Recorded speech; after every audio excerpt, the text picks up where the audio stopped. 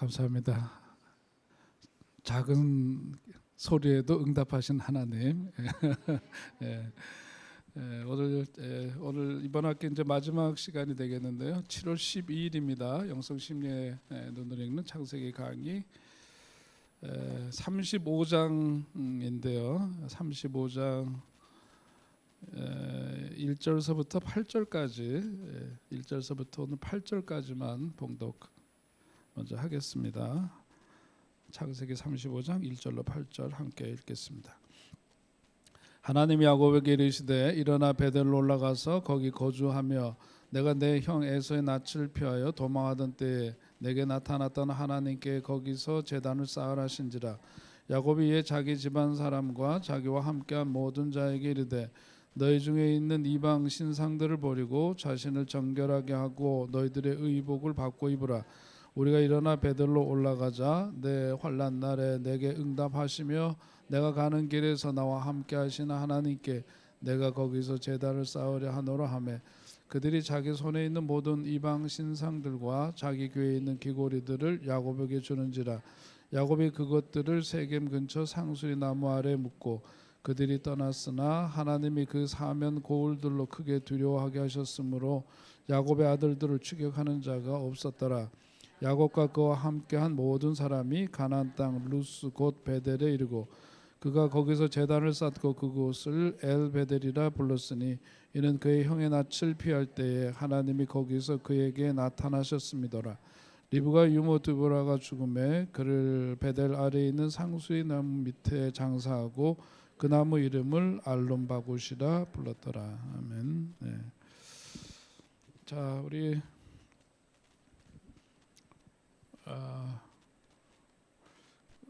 그 창세기 35장 말씀인데요. 그 전통적인 해석과 여기 전체에 대한 개관은 여기 다 해놓았는데 여러분이 참고로 보시면 이해하기 좋을 것 같고요. 그 속에 담겨져 있는 메시지는 우리가 다 이제 성경 해석자입니다. 그러니까 그것을 보면서 여러분들이 성경이 우리에게 들려주시는 말씀을 포착하고 들으면 거기에서 이제 우리가 더 은혜를 받게 되고 그래요. 잠깐만요. 잠깐 꺼야 되겠어요. 제가 너무 시끄러워요. 지금 우리가 모이니까 일을 하느냐고 시끄러. 잠깐 끄고. 공기 괜찮죠 지금? 예. 또 이따가 좀 탁해지면 틀더라도 지금 너무 시끄러워서요. 예.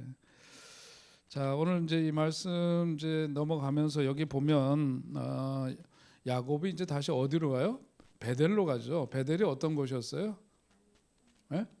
꿈꿨던 곳이죠. 빈들에서 꿈꿨던 곳. 원래 이름은 뭐래요? 루스라고 했죠. 루스인데 거기서 이름을 베델이라고 명하고 오늘 다시 그곳에서 제단을 쌓고 그때 서원하고 약속했던 그 말씀을 하나님께 다시금 받고 이루면서 엘베델이라 그렇게 이름을 짓습니다. 가장 감동적인 것은 뭐냐면 야곱이 변합니다. 우리가 성경을 처음 보면서 믿음의 그 계보 속에서 야곱이 보여주는 그 모습은 너무 좀 아닌데 그런데 그의 일생이 나이가 들어가면서 그 변화의 과정을 겪게 되는 그것을 보면서 한 신앙인의 삶의 변화라고 하는 것은 이런 것이로구나. 하나님께서는 에서와 마찬가지로 사실 둘 중에 특별히 탁월한 모습도 없고 하나님께서 구원의 그 역사를 이루어가기 위해서 택해야 될 마땅한 근거가 따로 있었던 사람들은 물론 아니었는데 야곱을 차선책으로 택하셨고 그래서 그의 삶이 어떻게 변화되는가 그 변화의 어떤 그 과정 속에 하나님께서 어쩌면 밀어붙인 것처럼 보이는데요. 이제 그러면서 변화된 삶을 살았던 그가 결국은 나중에 그 삶의 변화를 뭐라고 성경은 표현해주고 있느냐면 이름의 변화죠, 그죠? 무엇으로? 야곱에서 이스라엘로 바뀌었다. 이스라엘로의 그 변화, 이것이 이제 그의 일생의 변화를 아주 상징적으로 보여주는 그런 내용입니다. 그러니까 이게 우리 내면의 변화를 통해서 이름이 바뀌어지는 역사. 그러니까 우리의 삶 속에서도 뭐가 필요하면 우리의 이름이 달라져야 된다. 우리 이름이 달라. 그러면 개명하면 되는 게 아니라 우리가 우리를 부르던 이름이 있어요. 근데 그 이름이 바뀌어져야 한다. 그 이름이 어떤 경우에는 찌질이디가 될 수도 있고, 그죠? 고집스러운 그 무언가가 될 수도 있고, 그런 삶에서부터 어떤 통전적인 삶의 전체적인 어떤 그 변화와 성숙을 통해서 야곱과 같은 내적으로 성숙한 사람으로의 어떤 변화라고 하는 것이 필요하죠. 자, 그래서 우리가 뭘 들여다봐야 되느냐면은 내적인 아이, inner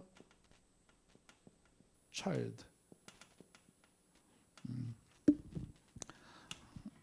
성격이 못 돼가지고 이런 게 덜그럭거리는 게 다 신경이 쓰여요. 왜 이렇게 오늘따라 덜그럭거리냐 얘는. 아무튼 내적인 아이. 내적인 아이는 뭐냐면 우리 여러분 스스로 한번 생각해 보시는 거예요. 눈을 조용히 감고 한번 생각해 볼 때 내 마음 속에 있는 아이입니다. 우리 안에는 누가 자라고 있대요? 아이가 있다 그랬죠. 그 아이가 나예요. 난데 내가 눈을 감으면 떠오르는 얼굴이 있어요. 내적인 아이입니다. 그 아이의 모습이 어른이 되었지만 여전히 그 내재아가 어떠냐, 이제 그런 건데, 우리 지난번에 우리 그 성인 아동 공부하면서 그런 말씀 드렸죠. 그 내재아 속에 어떤 여러 모습들이 있어요. 성취지향적인 그런 아이의 모습도 있고요. 어떤 아이들은 분노가 조절이 안 되는 그 분노로 꽉 차 있는 어린아이 모습도 있어요. 절제하지 못하는 아이도 있고, 또 어떤 점에서 보자면은 굉장히 의존적인 그런 아이의 모습도 있을 수가 있고요. 자학적인 그런 아이들도 있고, 그다음에 뭔가 이렇게 방임되어 있는 그런 아이, 그래서 고독한 아이도 있어요. 우리 속에 보면 이제 그런 아이가 어떤 모습, 내 속에 내재하라고 하는 건 내 속에서 눈을 감고 생각했을 때 나에 대해서 내가 갖고 있는 나의 상, 그게 뭐냐, 이게 중요하죠. 그런데 이제까지는 그 개념을 가르치냐 그렇게 얘기했지만 사실 더 들여다 보면은 우리 속에는 아이가 하나만 있는 게 아니에요.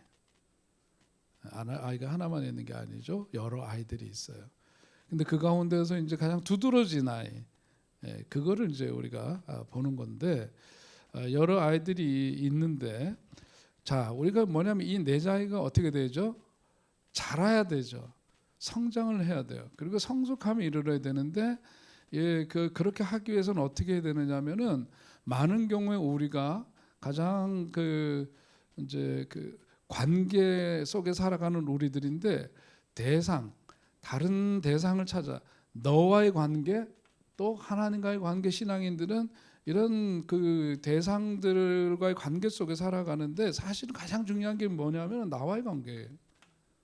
나와의 관계가 가장 중요한데, 이 내재아, 내 속에 있는 그 아이, 실질적인 난데 이거를 어떻게 할 거냐, 어떻게 되느냐, 이 아이와 친해져야 된다 이거죠. 내가 나와 가장 친해져야 돼. 부자유친을 보통 얘기하죠. 그러니까 뭐냐면 우리가 살아가면서 천륜이 있고 뭐가 있어요? 일륜이 있어요. 일륜. 예? 천륜은 무슨 관계예요? 예, 부모 자식처럼 이거는 뭐 부정할 수 없는, 내가 싫다고 해서 싫다고 해서 부정 없다 얘기할 수 없는 거예요. 천륜이죠. 일륜은 부부 관계는 일륜이에요, 사실은. 근데 여기서 가장 중요한 거는 부자유친, 아이들이 자라면서 친해야 돼. 부모와의 관계가 친해야 돼. 그게 어렸을 때는 애착이고 자라면서도 친해야 돼. 그래야 이 아이가 건강하게 성장을 하는데, 이게 나와의 관계도 마찬가지다. 내가 나와 친해야 하는데 그 친해지는 방법 중에 하나가 뭐냐면 이름 붙이기야. 이름 붙이기. 여러분, 아이들이 귀여울 때 뭐라고 불러요? 별명을 부르죠, 그죠? 우리 작은 놈은 짱구예요. 어려서부터 짱구. 우리 못된 처남은 우리 아이 보고 망치 이렇게 불렀어요. 짱구라는 예쁜 별명이 있는데 좀 더 심하게 망치 저놈 이렇게 얘기를 했어요. 짱구는 어렸을 때 애칭이죠. 귀여우니까.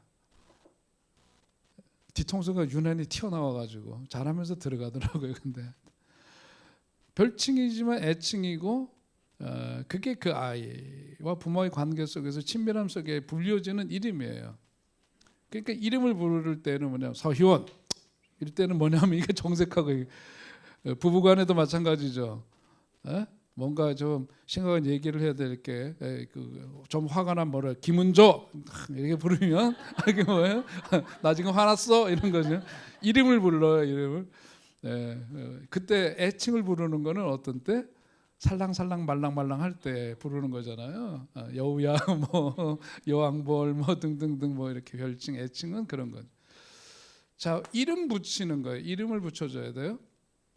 그런데 이게 뭐냐면 이제 자라면서 어느 순간인가 더 이상 우리 애가 예를 들어서 우리 애가 이 둘째놈이 아직 장가 간 거지. 장가 갖고 애를 낳고 어른이 됐어. 그런데 여전히 짱구라고 불러요? 그거는 결례지 서로. 자식이지만 자식의 자식이 있고 그런데 그 애 아빠 보고 야 짱구야 이렇게 얘기하는 거는 좀 아니잖아. 근데 더 이상 그 이름을 부를 수가 없어. 왜? 이미 성장했기 때문에. 어떤 성숙의 단계에 이르렀기 때문에 더 이상 그 이름을 부를 수가 없게 되죠. 성장을 했다는 것은 뭐냐면 믿을 만한 사람이 되었다라고 하는 거예요. 믿을 만한 사람이 되었다. 이제는 뭐냐면 인정할 만한 존재가 되었다. 그런 거죠. 야곱이 거기에 이제. 그래서 이름을 바꿔야 돼요. 더 이상 야곱이라고 부를 수가 없는 존재가 되어버렸어요. 그래서 이스라엘이. 여러분들 이름을 바꾸셔야 돼요. 어떤 이름으로 나의 이름은 어떤 이름이어야 할까 한번 생각해 보는 거죠. 그러니까 내 인생을 이렇게 돌이켜보면서 하나님께서 내 이름을 바꾸셔야 된다고 생각하는 그날 그게 있어야 되는 거죠. 우리들 속에. 있었어요? 아니면 있나요? 그게 필요하더라. 오늘 말씀을 보면서 그렇습니다. 자, 그런데 우리가 뭐냐면 자기의 이 나를 들여다봐요. 그러니까 나를 봐야 되잖아요. 자기 내자를 봐야 되죠. 그래서 뭐가 필요하냐면 뭐가 필요해요? 관심이 필요해요. 관심을 갖는다라고 하는 게 뭐예요? 관심. 누구한테? 관이 뭐죠? 이게 볼관자죠. 마음 심자죠. 그죠? 그러니까 관심이라고 하는 것은 내 마음에 눈이 있어요. 내 마음에 눈이 있는데 그 눈길이 어디를 향하냐면 내가 나를 봐야죠. 내가 나를 봐줘야 되죠. 그다음 우리가 살아가면서 바깥에 무언가에게 또 눈길을 줘요. 그걸 뭐래요? 그 사람에 대해서 혹은 그 사물에 대해서 뭐한다? 관심을 갖는다. 그렇게 얘기하죠. 맞죠? 이렇게 해주세요. 그게 이제 보이죠. 관심이 곧 뭐냐면 나예요. 관심이 곧 나다. 관심이 곧 난데 내가 관심이 어디에 있느냐 거기에 따라서 융이 뭐 이렇게 막 복잡해서 그거를 응용해갖고 뭐가 MBTI가 나와가지고 뭐 IS 어쩌고 저쩌고 막 얘기해. 아유 그거 신경도 쓰지 마세요. 근데 이게 뭐냐면 내 관심이 어디를 지향하고 바라보느냐에 따라서 크게 두 가지로 나누는 거죠. 바깥을 향한 걸 뭐라 그래요? 외향이라고 그러고 안쪽을 향한 걸 내향이라고 하고 간단해요. 근데 이게 뭐냐면 우리가 어떤 이런 삶에 이런 이름이 바뀌는 삶으로의 어떤 그 내적인 나의 성장과 어떤 성숙함에 이르기 위해서는 어디를 향해야 되느냐? 우리가 뭘 향해야 될까요? 외향과 내향 중에 어느 쪽이어야 될 것 같아요? 자, 안을 바라봐야 돼. 내향적인 거는 뭐냐면 관심이 바깥에 있는 게 아니라 어디에? 안에 있죠. 내 내부의 어떤 주관적인 것에 대해서 방향을 두고 거기에 관심을 두는 거예요. 그쪽에 그 내부에 대한 내적인 충실을 기하는 거죠. 자, 우리 그렇게 될 때 뭐가 생기느냐면은 그 속에 소위 힘이 축적이 되는 거예요. 힘이. 그래서 우리가 일컬어서 요즘 뭐라고 표현해요? 주로 내공이라고 표현하죠. 내공. 내공이라는 게 다른 게 내적인 힘, 그 사람의 마음의 힘이죠. 어떤 똑같은 상황에서 똑같은 일을 경험했는데 어떤 사람은 끄떡도 없고 어떤 사람은 완전히 주저앉는 경우들이 있어요. 뭐가 달라서 그래요? 내적인 힘이 달라서 그래요. 내적인 힘이 다르다. 그러니까 내향적인 삶이라고 하는 것은 뭐냐면 힘이 축적이 돼요. 힘이 축적이 됩니다. 그리고 나에 대해서 생각을 해야 되는 거죠. 힘이 축적이 되려면 나에 대해서 생각하고 그래서 자기 자신의 에너지가 그 속에서 쌓여야 해. 근데 외향적인 것은 뭐냐면 바깥에 관심을 두고 자꾸 바깥에 관심을 두고 에너지를 바깥에 써. 그럼 내적으로 어떻게 될까? 허해져요. 그래서 바깥에서 막 외향적이고 막 이렇게 그런 사람들이 우리는 재밌지. 그런 사람들이 하나 좀 있어주면은 즐겁잖아요. 그리고 막 외향적인 사람들은 바깥에서 에너지 막 떠들고 사람들하고 어울리고 뭐 하고 이러는 것에서 에너지가 생기는 것 같은데 사실은 속이 허할 수가 있어요. 그러니까 이런 사람들은 뭐가 필요하냐면 기도가 필요해요. 명상이 필요하고 하던 것을 멈추고 쉬어야 돼. 그래야 뭐가 생겨요? 힘이 생겨요. 내적인 힘이 생겨요.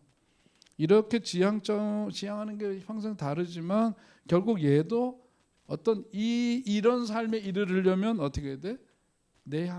이 힘을 축적하는 과정이 있어야 된다. 자, 내향적인 삶은 뭐냐면 하나님께 관심을 두죠. 관심사를 하나님께 집중합니다. 그러니까 내향적인 사람들은 기도 열심히 하고 그래요. 기도를 많이 하는 사람들은요, 뭐가 달라요? 내적인 힘이 있어요. 그래서 웬만한 일을 끄떡도 안 해. 그게 바로 기도의 힘이죠. 기도의 힘이라고 부르는 것은 결국은 내적인 힘이 축적이 돼서 그 에너지가 축적된 힘이 있기 때문에 이게 그러니까 이런 것과는 전혀 상관없이 생각도 안 해보고 사는 사람들 뭐가 뭔지를 모르지. 근데 우리는 신앙계에 사는 사람들이잖아, 그죠? 어? 월드계에서 신앙계를 신앙 생활을 하는 이 속에서 사는 사람들이 이게 뭔 말인지 금방 알아듣지. 그러니까 기도를 많이 할 필요가 있는 내향적인 삶, 거기에서 에너지가 축적이 되고 내공이 쌓이고 그것이 마음의 힘이 단단해져야 그 다음 얘기랑도 다 연결되는데 그래야 다른 사람들에 의해서 휘둘려지지 않고 자기의 삶을 제대로 살 수가 있는 거예요. 관심을 하나님께 둡니다. 그것은 하나님께 집중한다는 건 뭐죠? 사람의 소리에 휘둘리지 않는다는 거예요. 내면적인 삶을 산다라고 하는 것은 그런 점에서 뭐냐면 어떤 떠남이에요. 잡다한 일상으로부터 떠남이 필요해요. 예. 자, 외향적인 삶은 에너지 소모가 많겠죠. 아까 얘기한 대로. 예. 그러니까 뭐냐면 고와 같은 삶이 되죠. 허해요.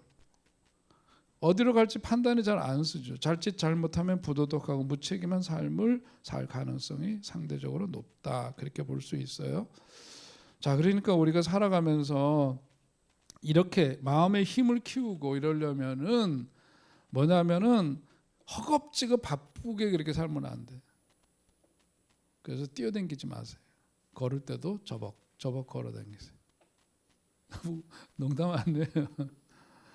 청청청청청 걸어다니는 사람들은 항상 마음이 바빠요. 마음이 항상 바쁘니까 뭐냐면 자기 자신을 재촉하는 사람이거든요.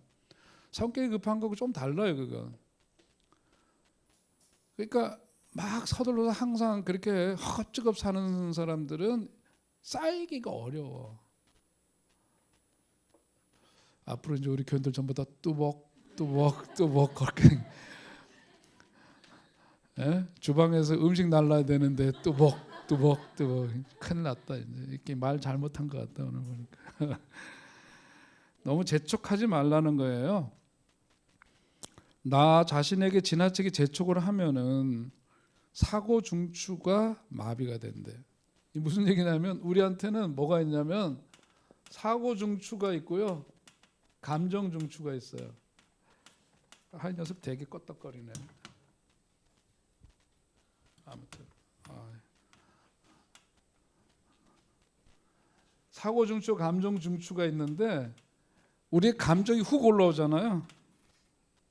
그 때문에 그래요. 여기가 껐덕거려서 여기다 뭐 좀 하나 끼워줘요. 아유, 연약한 조원희 전사님 다 출동하셨네. 됐네. 됐어요. 해결됐어. 땡큐. 예. 아이고. 이제 됐다. 사고 중추, 감정 중추가 있는데 우리는 항상 잘못하면 뭐냐면 이게 미친 것처럼 널뛰게 된단 말이죠. 미친 X. 이게 앞서면 안 돼. 뭐가 앞서야 돼? 사고가 뭐예요? 생각이 앞서. 여러분, 우리가 감정이 욱해서 감정이 앞서는 것 같죠? 안 그래요. 곰곰이 따져보세요. 곰곰이 한번 자기가 그것을 되풀이해서 한번 생각해 보면 뭐가 앞섰나? 감정이 앞섰나? 생각이 앞섰나? 생각이 앞섰기 때문에 그 생각에 따라서 감정이 춤추는 거예요.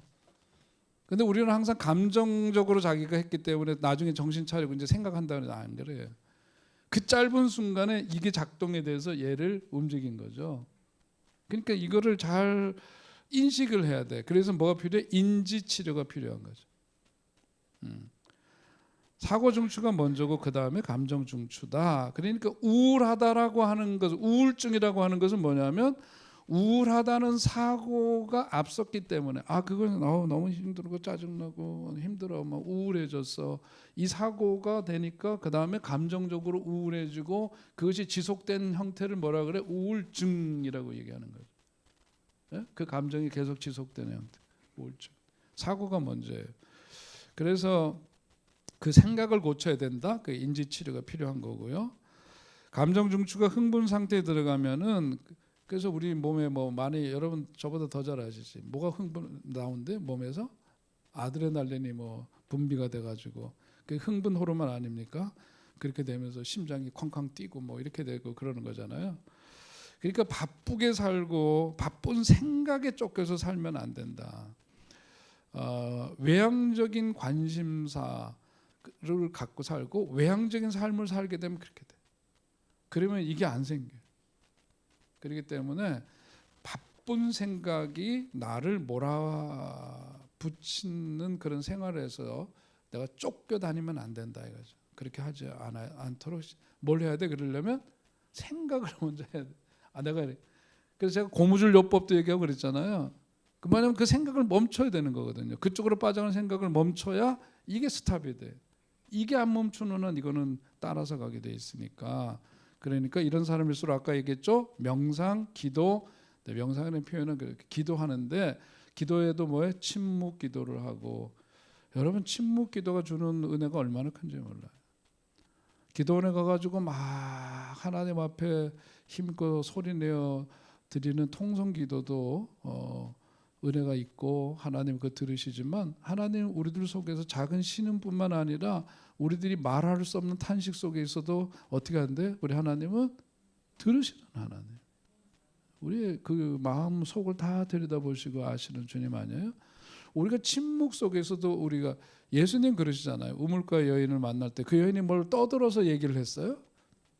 그 말없음 속에 그 여인의 말없음 속에 말하고 있는 그 이야기를 들으시는 거잖아요. 그게 우리 하나님이시니까.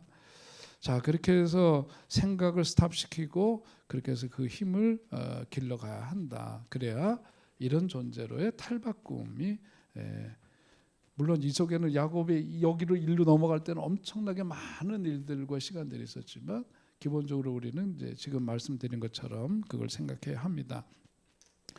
자, 그래서 내적인 힘을 가진 사람이 되어야 한다. 그래야 그 진정 야곱이 이스라엘로 변화된 삶의 그 마스터 키가 뭔지를 우리가 거기서 알 수가 있는 거죠.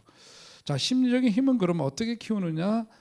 자, 여기에서 이제 아까 우리 자기를 관심, 자기가 자기를 들여다봐야 되잖아요. 자기가 자기를 들여다보고만 있어요? 그냥 이렇게 보고 있어요? 자기 들여다보면서 뭐가 있어요? 우리에게는 내적인 뭐가 필요가 있지. 그러니까 뭐냐면 내적인 힘을 기르기 위해서는 내 속에서 요구하고 있는 그 필요를 어떻게 해야 돼요? 충족시켜줘야 돼요. 만족시켜줘야 되죠. 적절하게 충족시켜야 돼요. 적절하게. 자, 그리고 자기 자신과 어떻게 아까 우호적인 관계 맺기 말씀드렸죠. 자기가 자기를 부인하고 그러면 자기 부정 개념이라고 하는데 이따가 얘기하겠고요.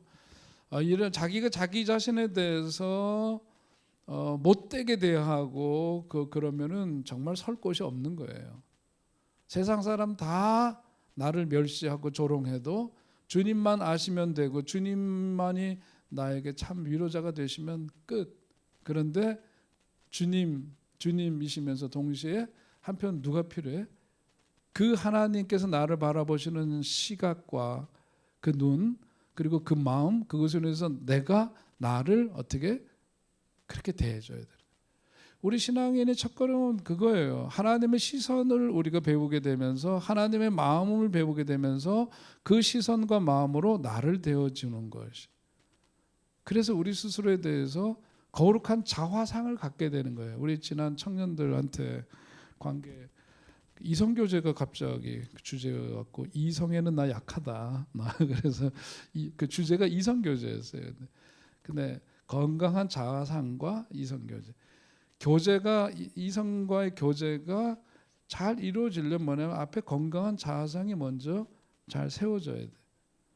너와 내가 건강한 자아상이 잘 세워졌을 때 건강한 교제가 이루어지기 때문에 이제 그런 얘기 나눴는데, 우리도 마찬가지로 자기 이해를 위해서 내재아와 더불어서 뭘 해야 돼? 대화가 필요해. 자기가 친해지려면 대화.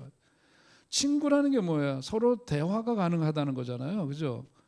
그리고 숨김없이 자기 것을 털어놓을 수 있고 내어놓을 수 있는 그런 관계, 친구 관계인 것처럼 나도 내 안에 아이에게, 내재아에게 뭐냐면 대화를 해야 돼.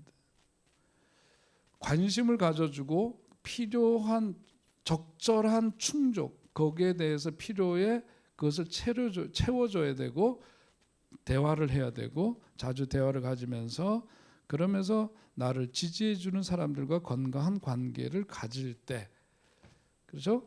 나와의 관계에서 이제 그 다음에 너와의 관계 속에서도 이런 관계 속에서 그 우리 친구가 필요해요. 내가 나에 대해서 막 그러다가 또 이제 곁길로 빠지게 되면 이제 나르시스트가 되는 거 아니에요? 자기에 빠지는데 너 나를 잘 이해해주고 그렇게 해줄 수 있는 그런 사람 필요합니다. 그렇게 됐을 때 심리적인 힘이 키워지는 거고요. 이런 심리적인 힘을 키우면 어떤 일이 일어나게 되느냐면 자신의 필요를 조화로운 방법으로 충족시켜준다. 거기 있죠. 그 다음에 또 뭐예요? 외부적인 스트레스를 건설적으로 다룰 수 있게 되는 거죠. 내부에 힘이 있어야 스트레스를 적절하게 다뤄요. 물리칠 수도 있고 그것을 이렇게 넘어설 수도 있고 그런 거죠. 그게 안 되면은, 심지어 힘이 약하면은 작은 일에도 스트레스가 뭐 이렇게 스트레스는 강세를 준다는 거잖아요, 그죠? 나한테 이렇게 탁 건드리는 거에 대해서 힘이 있어야 끄떡도 안 하지. 힘이 약하면 누가 툭 건드리면 쏙 넘어지잖아요. 그런 것처럼 자, 일생의 어떤 그 경험 안에서 만족과 기쁨을 누리게 되죠. 힘이 있으니까 다 긍정적으로 보게 돼요. 웬만한 걸로는 시험에 안 들어요. 그러려면 뭐가 필요하냐면 이게 훈련이 필요하더라. 일상생활에서 일어나는 자극에 어떤 필요 이상으로 압박을 느끼지 않아요. 심리적인 갈등이나 스트레스에 쉽게 영향을 받지 않고 심리적인 문제가 일어나지는 않습니다. 그래서 심리적인 힘을 기르는 거, 그것이 굉장히 중요한 부분이다. 거듭 말씀드리고, 자, 그런데 왜 사람들이 자기 힘을 키우지 못하느냐? 한마디로 얘기하면 뭐예요? 거기 뭐라고 돼 있어요? 심리적인 자기 힘을 키우기보다는 뭐냐? 외부 대상이나 외부 환경을 바꾸려고 하기 때문이다. 그래. 굉장히 중요한 얘기예요. 그러니까 힘 없으면 뭘 먹어야 돼? 냉면 먹어야 돼? 꼭 냉면 안 해도 돼. 힘 없을 때 밥 먹으면 되는데 밥 먹을 생각을 하질 않아요. 그리고 뭐냐면 집이 마음에 안 들고 밥 하는 사람이 어떻고 뭐 이러고 앉아 있으면 말짱 도루묵이지. 그거 헛된 일이에요. 그러면 힘을 키울 도리가 없지. 그런 것처럼 뭐냐면 자기 그 아까 했던 그 내재아, 그것과의 친밀함, 대화를 통해서 뭐 등등등 아까 얘기했던 그런 거. 자, 그러니까 이게 뭐냐면 자기 힘을 기르기 위해서는 항상 바깥에서 문제를 찾으면 안 돼요. 우리 자신도 마찬가지예요. 뭐 어떤 문제가 있으면 즉각적으로 반응이 뭐냐면 너 탓으로 나오는 사람들이 있죠. 그걸 뭐라 그래요? 성격 장애라고 수십 번도 더 얘기했죠. 왜냐하면 그 사람이 실제 너무 많아요. 반반이에요. 그러니까 무슨 일만 생기면 누구 책임자다, 네 탓이라고 얘기하는 사람. 자기가 실수하고서도 이래서 당신이 그래서 이런 거잖아, 이런 식으로 얘기를 하는 사람. 그게 뭐냐면 전형적인 성격장애. 근데 무슨 상황에서도 다 자기 탓이래. 아이고 내가 잘못해서, 아이고 내 탓이야. 그것도 병적이에요. 잘못된 거죠. 자, 이러면서 우리가 아까 이제 야곱의 얘기 이제 다시 보면서 이게 이런 변화의 과정을 통해 가지고 결국은 성숙한 삶에 이르는 이름이 바뀐 존재로서의 그 야곱은 이제는 뭐냐면은 자기 정체성이 분명한 사람이 되었어요. 그리고 과거와는 이제 완전히 다른 방식으로 살아가는 삶이 되었단 말이죠. 그래서 이제 자기 스스로가 이제는 자기 삶을 이끌어갈 수 있고 지도할 수 있는 사람이 되었다. 그래서 이걸 뭐라 그러냐면 셀프 코칭한다.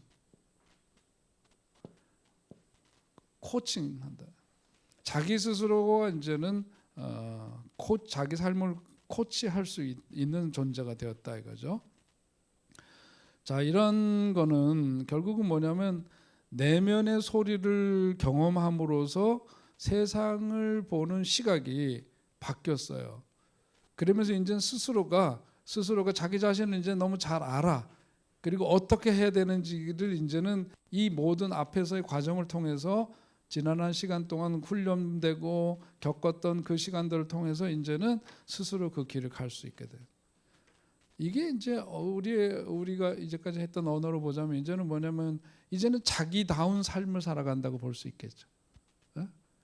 나다운 삶을 이제까지는 엄마의 그 잔소리, 어머니는 돌아가셨지만 계속해서 그 소리, 아버지의 소리, 혹은 세상에서 주입된 소리, 그것이 자기가 자기의 인생이 아닌 삶을 살고 휘두르게 했던 그 소리에서 벗어나지 못했던 것에서 이제는 그런 것들로부터 벗어나서 이제는 보다 성숙하고 원숙해진 삶 속에서 자기 인생을 이렇게 스스로 코칭해 갈 수 있는 삶의 단계. 멋지죠. 우린 그런 삶을 지향하고 가야 돼요. 셀프 코칭이 이제 가능한 사람에게서 그러니까 결국은 어떤 특징이 나타나게 되느냐 하면은 이렇게 되면은 뭐냐면 세상의 다른 사람들의 소리에 막 휘둘리는 삶이 아니라 자기 내면의 소리에 더 귀를 기울이는 사람이 돼요. 이게 굉장히 중요한 차이입니다. 왜 많이 우리가 갈등하고 왜 많이 상처받고 왜 많이 우리가 마음이 심란하고 이런 거죠? 누가 했던 말 한마디 때문에, 예?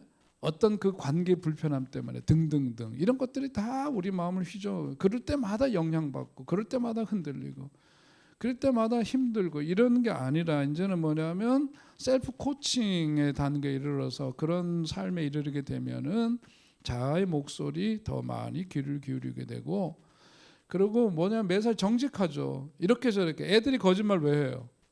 아이들이 거짓말 왜 하죠? 혼날까 봐 하죠. 누구한테? 엄마한테 줘 맞을까 봐. 예, 그러니까 감추려고 거짓말을 하는 거거든요. 이제 뭐냐면 자신이 힘이 생기니까 거짓말을 할 필요 있어요, 없어요? 애들도 크고 나서 거짓말해요. 엄마가 그러면 무서워가지고 아버지가 무서워가지고서는 한 것도 안 했다 그러고 그래요? 애들 목소리 커지고 그러면 어떻게 되죠? 제가 했는데요. 왜요? 왜요? 그러니까 읍스, 예. 이 자식이 컸단 말이야. 아니 그렇다고 뭐 이렇게 나가잖아요, 엄마들. 그죠? 어떤 애들이 어느 날 확 크면 엄마가 쫄아가지고 그 다음에는 딱 저거랑 싸우지 말아야지 했다가는 본전도 못 찾겠다. 원래 위에 있는 사람이 다툼에서 이렇게 되면은 더 쪽팔리는 거잖아요. 그러니까 그런 상황을 안 만드는 게 제일 안 만드는 게. 자, 매사에 정직해요. 그대로 있는 대로 내세워도 되는 거고요. 자기 신의 생각과 느낌에 대해서 책임질 수 있죠. 불이익을 당하더라도 저 아니에요, 그거 싫어요, 이렇게 말할 수 있는 거예요.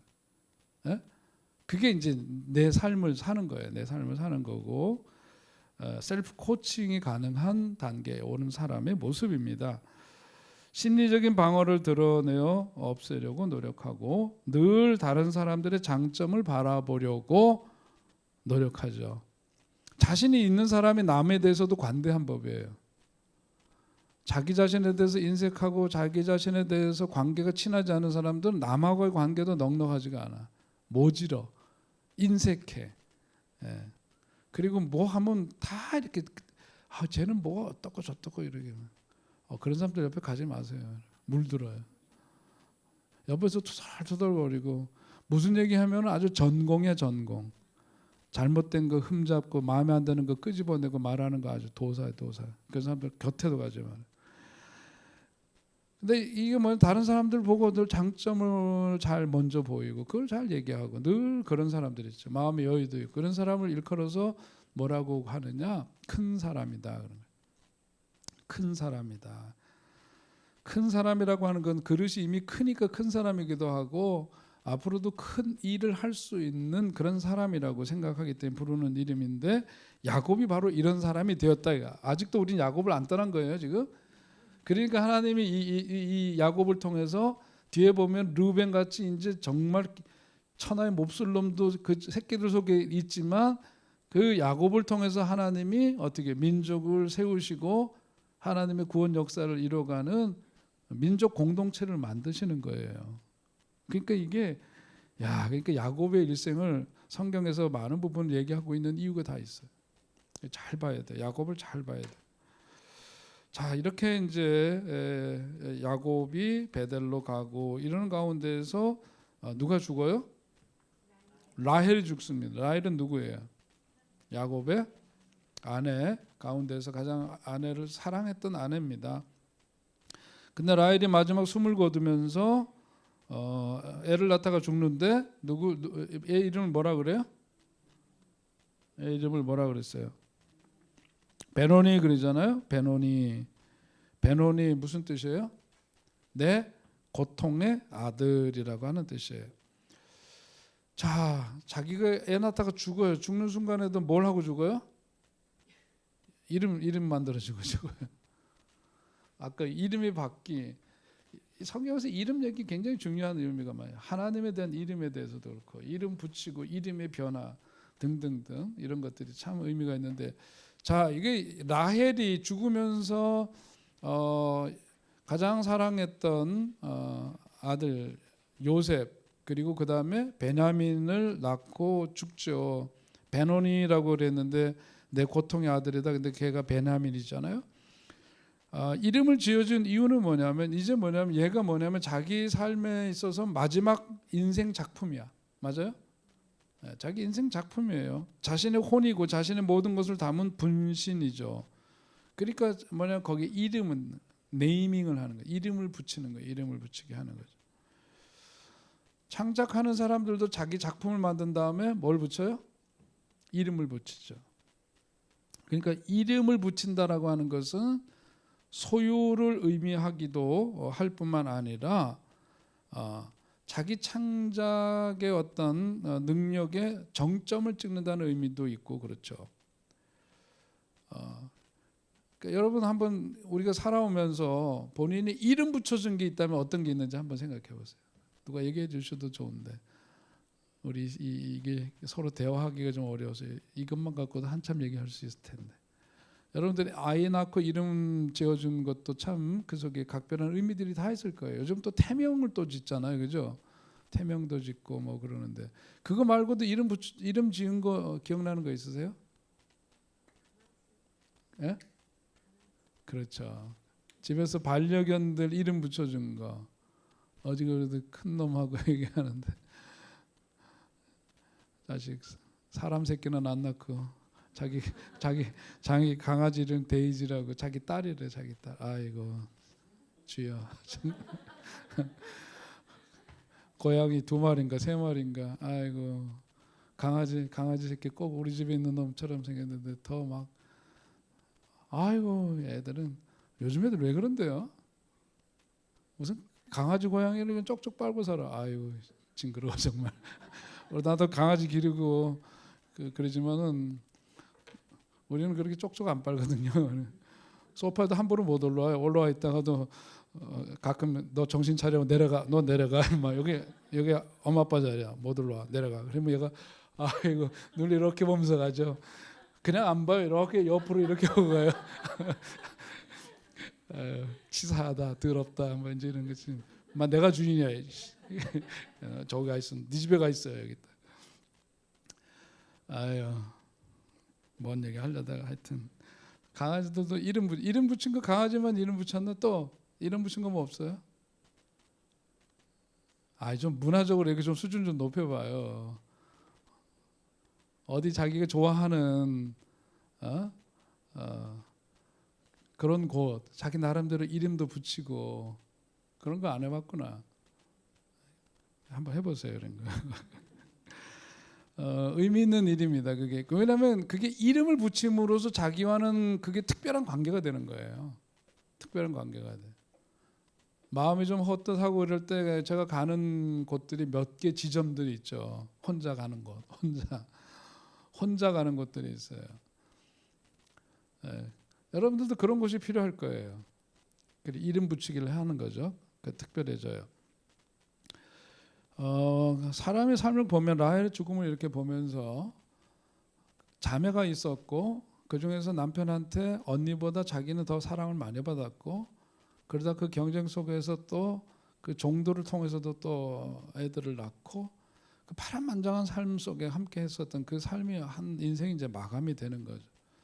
그걸 보면서 뭐냐면 종교적으로 많이 등장하는 꽃이 있어요. 대표적인 게 무슨 꽃일까요? 네? 연꽃이죠, 연꽃. 어떤 사람이 연꽃과 십자가라는 책도 쓰고 그랬는데 연꽃 하니까 정심에 연꽃잎으로 쌈 밥이나 먹을까 이렇게 생각하시네요. 연잎 그 밥집 있죠, 이런 게.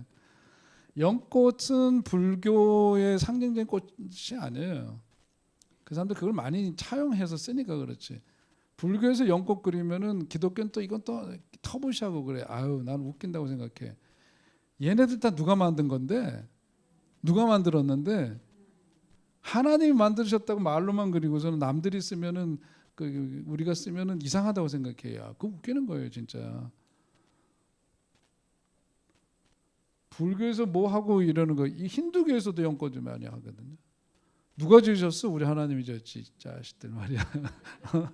하나님의 피조. 연꽃을 보면 연꽃이 왜 종교적인 어떤 상징으로 많이 차용을 할까? 어디서 자라요, 연꽃은? 진흙에서. 뻘 같은 진흙에서 자라고 그 물을 뚫고, 물은 생명이기도 하지만 죽음이거든요. 기독교에서도 세례들을 할 때 세례 베푼다는 의미가 뭐죠? 원래는 침례잖아요. 물속에 들어가죠. 물속에 들어가는 것은 일종의 무덤이에요. 그게 죽음이죠. 물속에 수장되듯이 내 옛자가 죽는 거예요. 그리고 물속에서 다시 나올 때 우리는 새 생명을 입은 거죠. 그래서 물은 죽음이자 동시에 생명이라는 게, 연꽃은 그 진흙에서 싹을 틔우고 자라서 수면을 뚫고 위로 올라와서 넓은 잎을 그리고 아름다운 꽃을 피우죠. 새벽에 꽃을 피우고 오후 2시가 되면 닫아버려요. 새벽의 꽃이에요. 그러면서 얘네들은 물 속에서 자라지만은 물과 함께 융합하지 않아요. 연꽃잎에다 물 하는 거 보셨어요? 물 어떻게 돼요? 물 이렇게 부으면 또르륵 다 굴러가죠. 연꽃이 물 속에서 이렇게 줄기를 하고 해도 이 속에서 이렇게 오래 있으면 어떻게 불어야 되잖아요. 불어요, 안 불어요? 살이 불듯이 불어요? 안 불지 얘네들. 물속에 있지만 꼿꼿하게 자기 모습을 유지해요. 그러면서 이제 아름다운 꽃을 피우는데, 뭐 연꽃 얘기를 많이 하려고 했던 건 아니에요. 물론 이제 씨앗이 대단하더라고요. 물 속에서 자기네들이 생명의 때가 되어서 그 싹을 틔울 때는 그 씨앗이 입을 열어서 거기서부터 이제 싹이 나올 거 아니에요. 얘를 망치로 두드려도 이 씨앗이 안 깨진대요. 불 속에 넣어도 안 깨진대요. 그래서 강제로 이 연꽃의 씨앗을 속에 알맹이를 그걸 하려면 줄톱으로 잘라야 된대요. 그만큼 단단하대. 그러나 때가 돼야 되면 스스로 열고 생명을 꽃피우고 그런 거죠. 무슨 얘기를 하려고 그냥 라헬의 죽음을 이렇게 보면서 한 생명도 보면 인생을 만개한 꽃처럼, 예? 우리 지난번에 그 교회 정원의 그 장미꽃, 그죠? 장미꽃이 만개해서 활짝 있는 힘껏 그 잎사귀들이 다 열려 있는 그 꽃은 얼마나 아름다워요.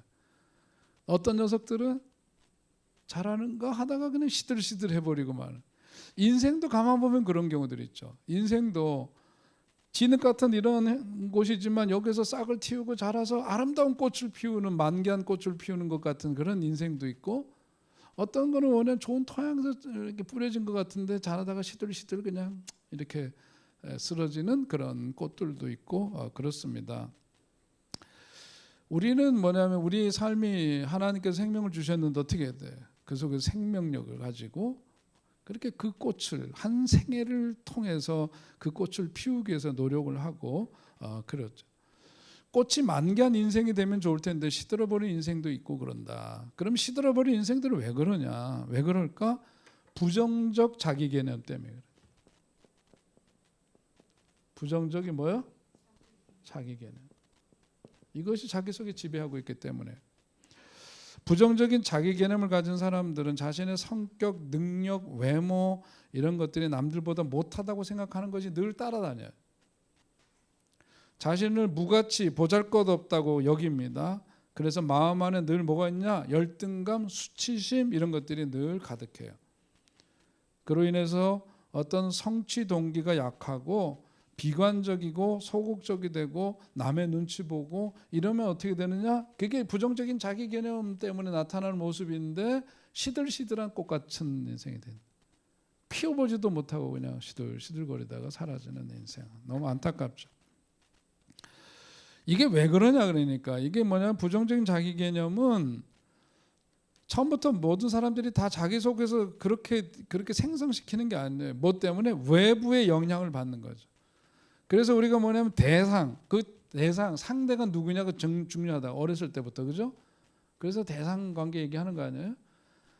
그러니까 외부의 영향을 받아가지고 우리가 의식하지 못한 상태에서 만들어져요. 이게 우리 의식적으로 한 게 아니에요. 계속해서. 그래 제가 수도 없이 얘기했던 이거 오늘의 나라고 하는 사람은 그 적분 공식 얘기하고 그랬잖아요. 인테그랄 0에서부터 몇 살까지 fx dx 우리 청년부한테 얘기하니까 얘네들은 금방 알아듣더라고. 아직도 머리가 따끈따끈 해가지고선 오 목사님이 적분 공식을 다 남마 이런 공대 출신이야. 함수 관계가 이게 그런 거거든요. 그러니까 이게 뭐냐면 계속해서 아까 얘기했던 그런 부정적인 것들이 그 속에서 계속해서 무의식적으로 쌓였어요. 그러다 보니까 자기 자신에 대한 그런 열등감과 수치심이 몸에 배어 있습니다. 의식을 지배하고 있는 거죠. 시들어진 인생 될 수밖에 없어요. 어떻게 해야 돼요? 이게 뭐냐면은 우리 자신을 잘 들여다보고 아까 그랬죠. 여기 들여다보고 자기를 이해하게 되고 그러면서 뭐냐면 이제 성인이 되었으니 과거의 부모님으로부터 사실은 많은 경우에 유산처럼 그 영향을 받아서 우리가 살고 있는데 어른이 되어서도 이제 자기 이해를 한 다음에 부모 탓하고 살 거냐? 부모 탓한다고 문제가 해결이 돼야 안 돼요? 안 되죠. 어떻게 해야 돼요? 과거를 떠나보내야 돼요. 과거를 떠나보내야 돼요. 그리고 현재를 수용해야 돼요. 과거를 떠나보내지 않으면은 계속해서 이 삶에서 헤어나지 못해요. 벗어나지를 못합니다. 그렇기 때문에 흘려보내야 되는 거죠. 떠나보내야 돼요. 굿바이. 그러니까 그게 뭐냐면 자기 이해가 돼야 떠나보내요. 그게 없이는 안 떠나요. 막 민다고 해서 자기가 떠나라 한다고 떠나지는 게 아니라 다 이해가 되고 자 됐다. 이제 우리 어머니가 나한테 왜 그러셨는지 우리 아버지는 또 왜 그렇게 나한테 그렇게 대하셨고 그렇게 사셨는지 이제 뭐가 돼? 이해가 됐다. 이제는 내가 거기에 매이지 말고 내 인생 제대로 살아야지. 과거는 흘러갔다. 유행가 가사만이 아니에요. 그죠? 과거는 흘러갔다. 흘러간 거예요. 이제 떠나보내야 돼. 그리고 그런 부정적인 생각, 그런 감정을 알아차리는 자기 지각이 깊어지게 되면 그 근원이 어디서 형성됐는지 그것에 대해서 통찰이 생길 거 아니겠어요, 그죠? 그걸 자꾸 이해하고 그거에 대한 통찰이 생기고 그렇게 되니까 자신에 대한 이제 부정적인 자기 개념이 떠나보내고 긍정적인 자기 개념이 자기 속에 이제 자리 잡게 되는 거죠. 자리 잡게 돼요. 긍정적인 자기 개념이 자기 속에서 자리 잡게 되는 것을 일컬어서 자기 뭐라 그래? 인정이라고 해요. 자기 인정. 자기를 이제 인정해주는. 인정해주고 인정을 받고 이렇게 살아가는 것이 우리 인간사에서는 대단히 중요합니다. 인간관계 속에 참 중요한데 근데 우리가 알아야 될 게 있다. 자, 인정받는 거 굉장히 중요한데 이것이 누가? 내가 그리고 남한테서부터 인정을 받고 이러는 게 중요하고 필요해요. 우리가 자, 그런데 살다가 보니까 뭐냐면 누구에게? 너에게 인정받는 것이 너무 중요해져. 그럼 이게 뭐가 되냐? 자기 자신한테는 이게 뭐가 되냐? 독이 된다. 물론 사람들한테 인정받는 건 필요한데요. 여기에 이제 구걸하게 되면은 뭐냐면 그 인생 굉장히 힘들어져요.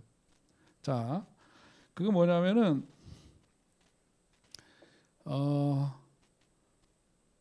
자기가 저 사람한테 인정받아야 되잖아. 근데 그 사람이 그거를 알아.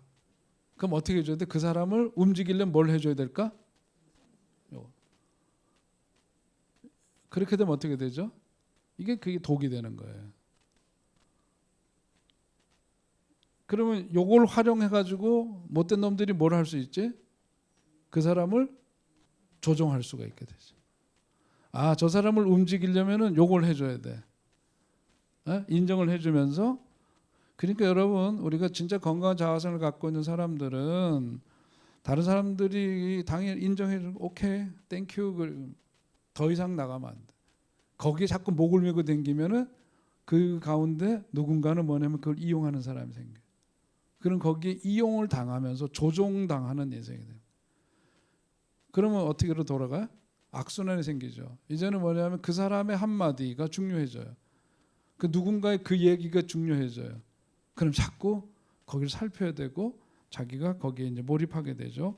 결국은 어떻게 되죠? 자기가 자기 삶을 사는 게 아니라 외부인에게 내 인생을 어떻게 맡기는 결과가 되는 거죠. 맞아요? 네.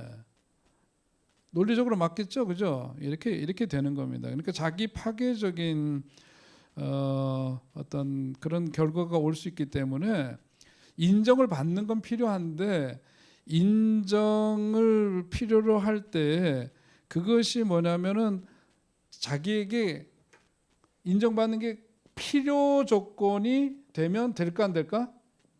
반드시 인정을 받아야 되는 필요 조건이 되는 순간 그거에 악마적인 게 끼어들 수가 있다. 그래서 우리는 누구하고의 관계가 제일 중요해요? 다시 돌아가서 하나님과의 관계. 하나님이 나를 인정해 주시고 나를 귀하게 여기시고 천하보다도 가장 정말 사랑하시고 나를 인정해 주시는 분, 내가 그 사랑에 힘입어서 내가 나에 대해서 인정해 주고 다른 사람들한테 인정받으면 더 좋고, 그러나 거기에 뭐 하지는 말자, 목매지는 말자. 그것이 내 인생에 꼭 필요 조건으로 자리 잡게 하지는 말자. 그래야 내가 건강하게 살 수 있다. 자, 이런 거를 의식하는 거와 그렇지 않은 거는 차이가 있어요.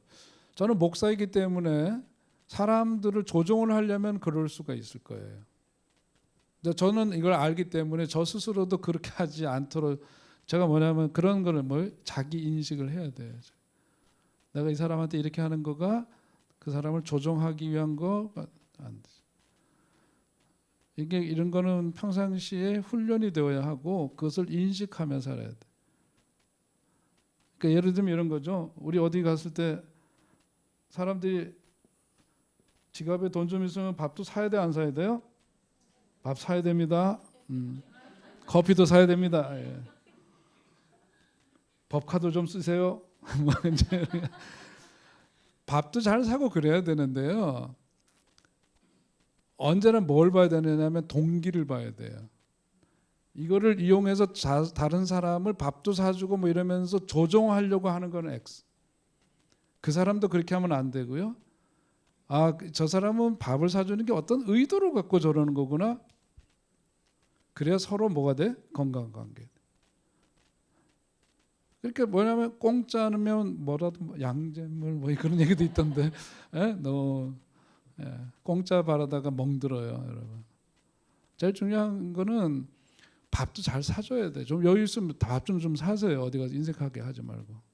지갑 팍팍 열고 은혜가 팍팍 떨어지게.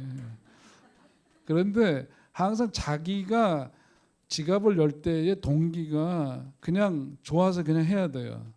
계산하면 안 되고요. 계산하는 게 뭐냐면 요거 해갖고 말 잘 듣게. 이게 뭐냐면 의식적으로 그런 사람이라면 진짜 바보지. 근데 이게 뭐냐면 무의식적으로 작동되는 사람이 있단 말이야. 이게 무의식적으로 사람들을 매니플레이트 하기 위해서 하는 사람들이. 거꾸로 밥 사준다고 줄레줄레 항상 따라다니지 말고 제가 저러는 거는 순수해서인가 아니면은 아주 무의식적이지만 의도가 배어져 있는가 따져봐야 돼.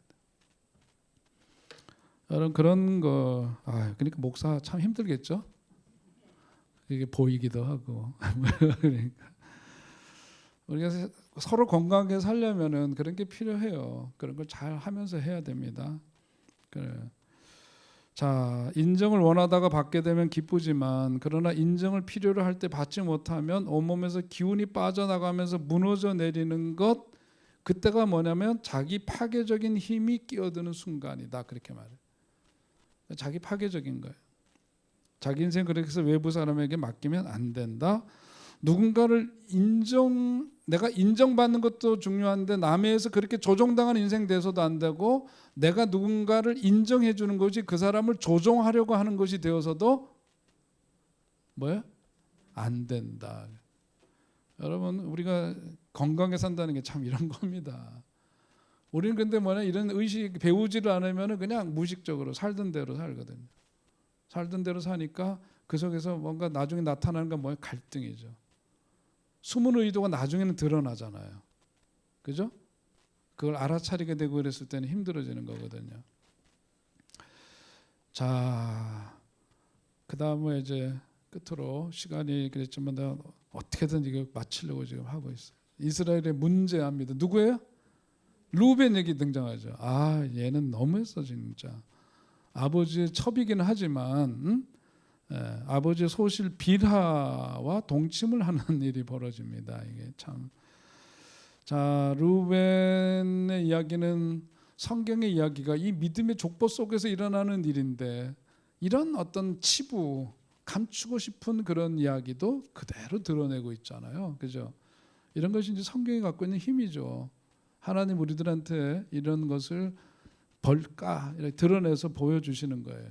그런데 가만 그걸 보니까 이 루벤 이야기가 이런 천하의 이런 그런 못돼먹은 인간이 다 있나 그랬더니 사람들의 마음속에 있는 문제를 상징적으로 보여주고 있는 그런 인물이고요. 사람의 마음에는 그 여러 아이들이 있는데 그 아이들 가운데는 우리가 드러내지 않을 뿐 이런 아이의 모습도 있다 없다. 별의별 게 다 있는 거예요. 아까 얘기했죠. 내 속에 있는 아이는 하나만 있는 게 아니에요. 여러 모습의 아이들이 있어요. 근데 우리가 겉으로 페르소나, 우리 자신을 드러내는 바깥의 외피적인 이 페르소나로는 나타나지 않고 알 수 없지만은, 그런데 그 속을 들여다보니까 별의별 인간들이 아이들의 모습이 다 있어. 그 중에 누구도 있냐? 루벤도 있더라 이거예요. 그러니까 프로이트 같은 경우에는 그렇잖아요. 그게 어렸을 때 그 심리적으로 그 아들이 엄마를 사랑하니까 어떤 의식이 있다는 거예요. 아버지를 살해하려고 하는 그런 게 있다는 거잖아요. 우리 속에는 그런 게 있는 여러 가지가 있어요. 루벤은 그런 점에서 보자면 굉장히 상징성을 갖고 있는데, 이런 그 야곱의 아들들이 모두 몇 명? 12명 가운데 루벤이 있다는 거죠. 마찬가지로 우리들 내면 속에 있는 아이들도 12는 있다. 12이라는 게 산지사방에 있는 것처럼 12명의 다양한 아이들이 우리들 속에 있는데 그 중에 루벤 같은 인간도 있다. 그 얘기를 우리한테 들려주시고 있다고 봐요. 그런데 이 아이들, 이 속에 있는 아이들은 어떻게 된다고 아까 대화, 친하게 지내주죠. 대화와 어떤 돌봄을 통해서 상처를 치유받고 그러면서 성장하고 성숙한 자라로 변해가는데, 그 가운데 보니까 아무리 노력해도 안 되는 애가 있어요 없어? 그런 애들이 있단 말이죠. 그게 루벤 같은. 선천적으로 변화가 안 돼요 이런 애들은. 그런 문제아가 있다는 거죠. 그러니까 이건 뭐냐면 어떤 병적인 인자가 있을 수 있구나. 자식도 여러 기르다 보면은 아주 똑똑하고 탁월하고 성품 좋고 이런 애들도 있는가 하면은 뭔가 좀 부족한 애들도 있지만 그 가운데 보면 진짜 못된 놈도 들어 있단 말이에요. 마찬가지 이걸 그대로 보여줘요 성경이. 이런 문제가 있는데 이런 어떤 악성 유전자의 어떤 그 유전자를 지니고 있는 듯한 이런 인물들이 있는데 오늘 성경 말씀 우리에게 주는 건 뭐냐면 우리들 속에도 이런 부분들이 있을 수가 있으니까 어떻게 살펴야 된다는 거예요. 그걸 살피고 그것에 대한 경고의 의미가 있어요. 하나님이 정말 하나님께 신뢰받는 그런 사람이 되기를 원한다면 어떤 행동을 해야 될 거냐? 그건 다른 건 아니죠. 내가 신뢰할 만한 행동을 해야 되는 거죠. 믿을 만한 행동을 해야 돼요. 다른 말로 얘기하자면은 그야말로 허구적인 삶이 아니라 진실되게 하나님이 원하시는 그런 삶을 향한 그런 노력이 우리들 속에 있어야 되고 그러기 위해서 뭐가 필요하냐면 자아 성찰이 필요하죠. 윅스가 얘기하는 것은 뭐냐면 그 가운데 특별히 그리스도인으로서의 자기 성찰이 필요하다. 자아 성찰. 그리스도의 자아 성찰이라고 하는 것은 거기 여러분 써 있는 대로요. 심리적 관점에서 자신의 부적응 원인을 살필 뿐만 아니라 나아가 하나님의 현존에 우리가 어떻게 내면의 문을 닫았는지를 발견하고 기도하는 과정도 포함이 된다는 건데 그러므로 자기 성찰의 목적은 뭐냐면은 자기 자신을 끊임없이 발견하는 과정이에요. 자기 성찰이라고 하는 끊임없이 자기 자신을 발견하는 과정이고 자신의 어떤 내면의 갈등이나 상처를 어떻게 치유함으로써 그리스도와의 관계를 온전하게 할 수 있도록 도와주는 방법 그것이 자기 성찰의 그리스도인에게 있어서의 자기 성찰의 목적입니다. 다시요. 그리스도인으로서의 자기 성찰의 목적은 자기 자신을 끊임없이 발견하는 과정 그리고 자신의 내면의 갈등이나 상처를 치유함으로써 그리스도와의 관계를 어떻게 온전하게 그리스도와의 관계를 온전하게 할 수 있도록 도와주는 방법이 바로 그리스도의 자아 성찰이다. 자, 이런 성찰 과정을 통해서 우리가 그리스도를 닮은 모습이 되는 거죠. 그게 뭐예요? 성화고 신학 용어로는 그런 거죠. 거기 이제 쿠르트 레빈이 쓴 심리학적인 장이론, 그 필드 티어리에 대한 얘기도 거기 있고 그런데요. 이런 거는 한마디로 얘기하면 그런 겁니다. B는 behavior, 어떤 행동을 말하는데 거기 써 있는 대로 B, 행동이라고 하는 것은 어떤 F, 함수 관계를 말하잖아요. 그 함수 관계는 뭐냐면 P, 개인의 개성, 그리고 E는 environment, 어떤 환경이죠. 개인과 어떤 그 개인의 특성과 인간의 어떤 행동이 함수 관계에 있다. 환경과 어떤 그 개성이 함께 그 함수 관계에 있어서 그래서 행동이 나타난다. 근데 이 사람이 얘기한 것보다 제가 만든 이론이 더 정교해요. 요거. 에? 너무 그런가? 적분 공식이 제가 전부터 얘기했잖아요. behavior, 행동이라고 하는 것은 인테그랄 fx dx. 여기서 이 함수는 뭐냐면 나와 너와의 관계, 이 장면적 이것이 수없이 쌓였는데 이 여기 높이 태어나면서부터 지금까지의 길이, 높이 이게 여기잖아요. 여기서 인테그랄 여기서부터 여기까지 나와 너와의 관계가 계속해서 쌓여진 결과가 오늘의 나의 뭐다? 행동으로 나타난다. 예? 그러니까 이 사람 얘기한 거 더 간단하게 했지만 이런 거예요. 자, 그러다가 이제 여기에서 인간의 행동이 여기서 어떤 환경과 나와 너에서 너가 이제 이 사람 얘기하는 건 뭐죠? environment, 이 환경이라는 거잖아요. 환경이라는 건데 그거는 이제 여러 가지가 있을 수가 있죠. 그런데 사람 마음을 가만 들여다보니까 사람 마음이라는 게 이 사람이 얘기하는 거를 보면 자기장 것 같대. 이게 뭐예요? 지남철이에요? N극과 S극. 아유, 너무 못 그렸나? 네? N극과 S극 있잖아요. 지남철이 있으면 해갖고 N극이 있고 S극이 있고. 그런데 우리 사람들 속에는 어떤 그런 자기장이 있어갖고 두면은 N극과 N극이 만나면 어떻게 돼요? 서로 밀어내겠지. N극과 S극은 서로 당기겠죠. 하여튼 이렇게 돼 있어. 그런데 뭐냐면 어떤 사람은 싫은데도 같이 일해야 돼. 그런 때 있어요, 없어요? 그런 때도 있죠. 같이 하고 싶은데 N극과 S극처럼 같이 철커덕 붙어서 뭐 좀 하고 싶은데 그럴 수 있지를 못해. 그런 때도 있고 그렇죠. 그럴 때 나타나는 것을 일컬어서 뭐라 그래요? 갈등이라고 얘기를 하는 거예요. 그럴 때 나타나는 그게 갈등의 근본입니다. 모든 갈등은 양극단에 있는 두 힘이 충돌될 때 생기는 건데, 자, 이런 부분들을 좀 이해를 하면서 그 우리들 속에 내재해 있는 아이들 속에 루벤 같은 것도 있고, 또 관계 속에서 갈등이라고 하는 것은 이런 것 속에 생기는 거고, 그런데 이제 끝으로 여기까지 얘기해야 이제 하나씩 마감하니까 이거 3분 내 5분 내 할게요. 이삭의 죽음. 이삭이 죽었어요. 이삭이 죽었는데 이 죽음이라고 하는 건 누구나에게 다 오는 거죠. 죽음에 대한 공포는 무엇 때문이래요? 예? 우리가 이 죽음에 대해서는 미지에 그 이후에 알 수 없기 때문에, 어떤 일이 일어날지 알 수가 없기 때문이고, 어떤 분들은 그 죽음에 대한 두려움은 뭐 때문이냐면 자기가 잊혀질까 봐, 지금의 관계 속에서 잊혀진 존재가 될까 봐 이렇게도 얘기하는 분이 있는데, 아무튼 뭔가 알 수 없는 그곳으로 미래에 일어날 일들에 대해서 아무것도 아는 것이 없는 무력감 속에서 맞이해야 된다는 것이 어떤 불안감을 준다는 거죠.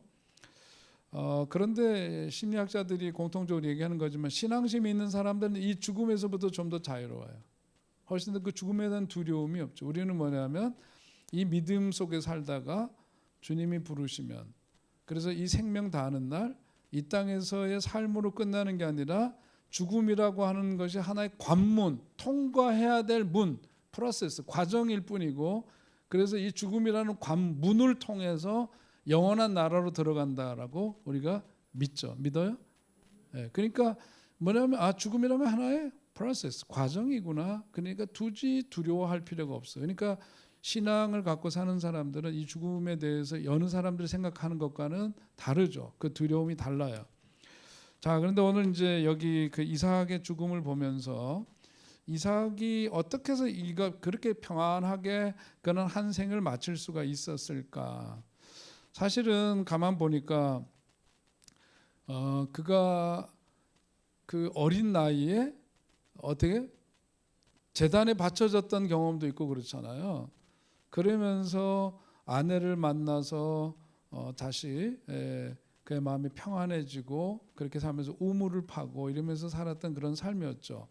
어떻게 평안한 삶을 살았어요. 그러면서 믿음의 영웅을 일컫는 적고 있는 히브리서에 보면은 믿음의 영웅들 가운데에서 야곱처럼 아브라함처럼 도드라진 인물은 아니지만 이삭을 동일한 반석에 반열에 세워놓고 믿음의 사람으로 그를 추앙합니다.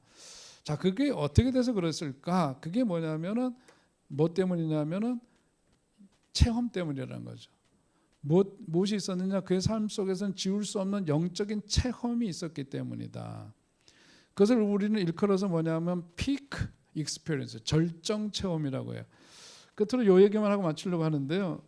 우리 자녀들 보면서도 제가 우리 교육자들 그동안 여러 우리 전도사님, 부목사님들한테 강조하고 부탁했던 게 뭐냐면 아이들한테 이거를 체험하게 해줘야 된다.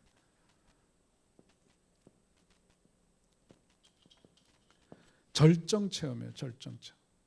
제가 오늘날까지 이 나이가 되도록 목회를 계속 할 수 있는 이유, 저도 하나님에 대해서 의심도 하고 하나님하고 사이가 나빴고 뭐 이런 적이 있었을까 없었을까? 저도 다 있었어요. 그러면서도 그 품을 떠나지 않고 하나님이 주신 어떤 천직으로 알고 소명, 부르심이라고 믿기 때문에 이 일을 계속하는 이유는 뭐냐면 이 절정 체험 때문에. 산상기도에서 하나님의 살아계심을 뚜렷하게 체험했던 그 절정 체험이 계속해서 어떤 그 변화의 과정 속에서 흔들림 없이 그 일을 지속할 수 있는 내적인 힘이 되었기 때문이죠. 그래서 아이들한테 좋은 펜션에 가가지고 맛있는 거 해먹고 계곡에서 물놀이 하면서 그냥 그렇게만 지내지 말아라. 겨울에 수련회 갈 때는 담요 들고 기도원에 가가지고 영하 10도 내려가도 거기에서 무릎 꿇고 밤새서 기도해야 한다. 그래서 그 속에서 만나주신 하나님과의 인격적인 지울 수 없는 신앙 체험이 있어야 생명 영역이 있는 그런 신앙생활을 하는 거야. 어디 가서 닭 잡아먹고 맛있는 거 해먹고 참 좋았더라. 이게 다 아니다. 잘 안 돼. 근데 잘 안 돼. 왜냐면 애들이 요즘은 그런 거 너무 사는 게 고단해서 그런지 이번에 가서 뭐 할지 이제 미리 짜고 그런 거 보면 다 재미도 있어야 돼요.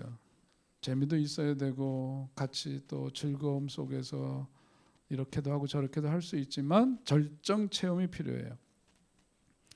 그게 뭐냐면 심리학자 매슬로우가 우리 얘기했었잖아요. 가장 밑바닥에 있는 육체적인 욕구, 그다음에 정서적인 욕구 이런 것들이 채워진 다음에 가장 위에 영적인 욕구가 채워지는 거라고 그죠? 이런 욕구의 단계, 그 사람은 24단계로까지 얘기를 했어요. 그런데 여기에서 뭐냐면 가장 중요한 것은 우리 신앙인들에게 있어서는 이런 영적인 체험이 있어야 됩니다. 하나님의 살아계심을 정말 뭐라고 다 말로 표현 못해도 뚜렷하게 자기 속에서, 그래서 그걸 뭐라 그래? 인친다 그러잖아요. 불로 지진다, 불도장 찍는다는 거 아니에요? 성령의 인치심이라는 게 뭐지? 불도장을 찍으면 그 지워지지 않는 그 자국이 남듯이 우리들 속에 그런 피크 익스피리언스, 이 절정 체험이 우리의 삶 속에 콱 찍혀져 있을 때 그 삶이 쭉 갈 수 있는 거죠. 이삭은 그런 삶을 살았다. 어렸을 때 아버지로 인해서, 저는 그것을 심리학적 어떤 트라우마라고도 볼 수 있지만 한편으로 보면 그 속에서 그가 살아가면서의 그런 영적인 체험이 그의 삶으로 하여금 성숙하게 쭉 이어지는 그런 삶을 끝까지 살아내게 할 수 있었구나라고 생각을 합니다. 오늘 여러분도 우리 신앙생활 속에서 여러분 그러려면 어떻게 돼요? 그런 시간을 자기가 만들어야 돼. 그런 시간 어떻게? 기도원에 가기도 하고, 교회 와서 기도실에서 엎드려 기도도 하고, 어디서 뭔가 그런 홀로 있음 속에서 아까 얘기했던 외향적이 아니라 내향적 지향 속에서 하는 그게 필요해요. 그럴 때 이런 체험이 가능하고 그것이 우리의 삶을 끝까지 끌고 갈 수 있는 내적인 힘이 될 겁니다. 여름 한 방학 동안 잘 지내시고요. 여러분 또 다시 볼 때 또 이전보다 또 새로워진 모습으로 만날 수 있게 되기를 소망합니다. 기도하겠습니다. 하나님 은혜를 감사합니다. 한 학기 동안 또 우리 창세기 말씀을 가지고 또 여러 또 시각에서 또 조망하면서 말씀을 배우고 나누도록 인도해 주신 것 감사합니다. 우리들 속에 불필요한 이야기들, 또 그릇되고 잘못된 것이 있다면 마음속에 기억 속에 지워주시고 꼭 우리들의 삶 속에 또 주님이 바라시고 원하시는 거룩한 삶으로의 그 변화를 위해서 꼭 필요한 말씀들 마음속에 깊이 잘 새겨져서 하나님 우리들이 신앙생활을 하면서 정말 더욱더 큰 사람 되게 하시고 하나님이 바라시고 원하시는 아름답고 거룩하고 복된 삶을 누리며 살아가게 하여 주옵소서. 여름 또 방학 보내면서 더욱더 건강하게 하시고 즐거움과 또 기쁨이 삶 속에 늘 가득한 나날들로 인도해 주옵소서. 다시 만날 때까지 건강한 모습으로 잘 지낼 수 있도록 인도해 주시기를 다시금 비옵고 감사드리며 예수님의 이름으로 기도하옵나이다. 수고하셨습니다. 네.